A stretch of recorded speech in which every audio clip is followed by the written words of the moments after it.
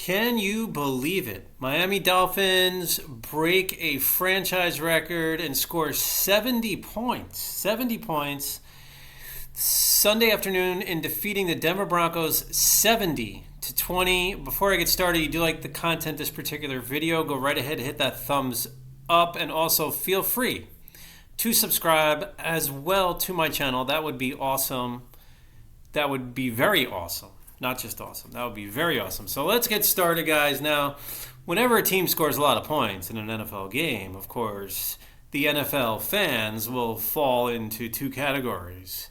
Category one are those that like the team that scored all those points. And category two are the fans that really don't like the team that scored all those points. So let me begin by saying this.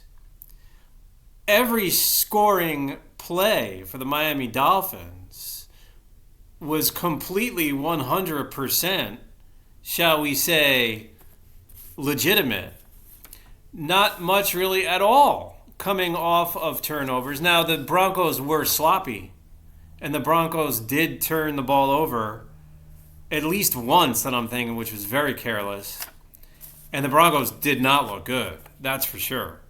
But let it be said and stated right off the bat that Coach McDaniel had a chance to break the record, right? As I understand it, most points ever in an NFL game, and he did the right thing, in my opinion. He did not kick what would appear to be a very reasonable, high percentage field goal attempt. And, of course, the fans didn't like that in Miami, and you're always going to get that kind of reaction. And you know what? I don't blame them. I guess if I was physically at the game, I used to go to all the games. If I was in the stands, I probably would have reacted the same way. You know, I say that funny. It's funny or fun.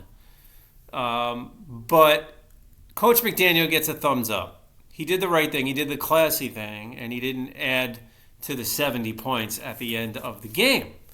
I did a little researching prior to making this video. Most points ever scored by the Miami Dolphins prior to this game on Sunday, September 24th, 2023. Most points ever by a Dolphin team was 55. So they shattered that by 15 points. And those 55 points came in 1977. That's how significant this is. 46 years ago, Dolphins put up 55 points. There was a couple of games they put up over 50. I think like 10 years ago they put up 52, something like that. 11 years ago. But still, Dolphin team never scored 60, and they certainly never scored 70. So this was a huge accomplishment. Now, what's really crazy is you look at the running back tandem of Achane and Raheem Mostert, they accounted for 8 touchdowns. That's right, 8 touchdowns. Achane, 2 on the ground, 2 receiving. Mostert, 3 on the ground, 1 receiving. Tua was spectacular. He kind of almost got, can you believe it? Tua himself actually got overtaken as far as attention goes by some of these other guys. But Tua goes 23 for 26 for 309 yards, 4 touchdowns, no interceptions, which is a flawless performance. Mike White comes off the bench, goes 2 for 2, 67 yards, and the touchdown throw to Robbie Chosen, which was a 68-yard touchdown reception. Chosen's only grab in garbage time, it was in the fourth quarter. But it was a beautiful throw by Mike White.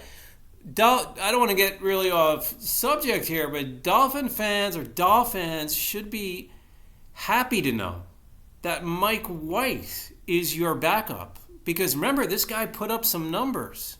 He performed fairly well for the Jets over the last few years. I do recall that. Achane would finish with 203 yards on the ground, 18 carries. Mostert would finish with 82 on the ground, 13 carries. Dolphin running game, there were holes that were opening wide open holes, lanes to run. We've seen it a little bit too the first 2 weeks also. We've seen it here and there in the first 2 weeks. Much better run blocking this year. Chris Brooks, who, this is another garbage time performance, not to minimize. We had these guys come off the bench. They're playing well, right? Brooks would have 66 yards rushing on 9 carries. I believe all those 9 carries are in the fourth quarter. Alec Ingold, 2 carries, no yards. White goes for a carry, credited with -1 yard rushing.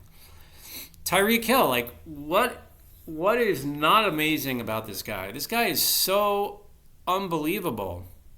He just gives energy to the whole team. He really does. The guy's like the generator for this Dolphin team. 9 catches, 157 yards, and a touchdown. Already talked about Robbie Chosen. Mostert out of the backfield, 7 catches. You got to like that. Dolphins were throwing more to the backs. We didn't see that much against New England at all. They did that today. 7 catches for him, 60 yards for Mostert, and a touchdown, as mentioned, reception.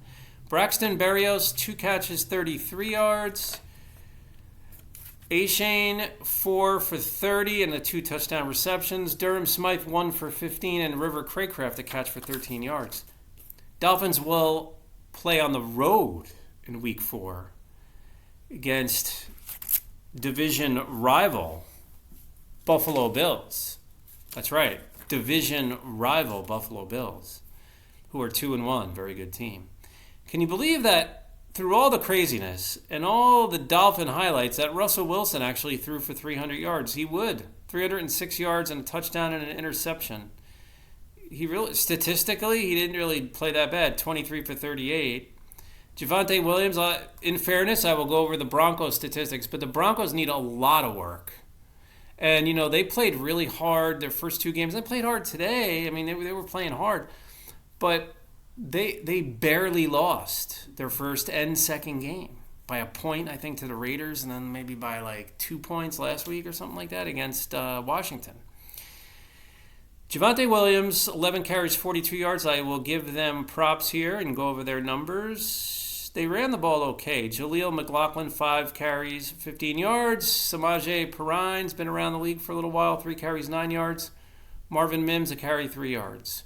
The pair of receivers for Denver, pretty good. Courtland Sutton, 8 catches, 91 yards, touchdown. Jerry Jeudy, 5 catches. They both have decent games. Jeudy goes 5 for 81 yards. Mims, not a bad game either. 3 catches, 73 yards. Williams, 2 for 23, and Perine out of the backfield. Both Williams and Perine out of the backfield. My mistake there. Perine, 2 for 15. Then you had Brandon Johnson, 2 catches, 12 yards, and Nate Atkins, 1 for 11. So, Broncos host the Bears in week 4. So the loser of that game, your season is pretty much over. Assuming the Bears lose to the Chiefs, which anything can happen, guys. If the Bears beat the Chiefs, then there is definitely new hope for that team, no doubt about it. If you win in Kansas City, you have a lot of hope, right? That's all it takes is a win there.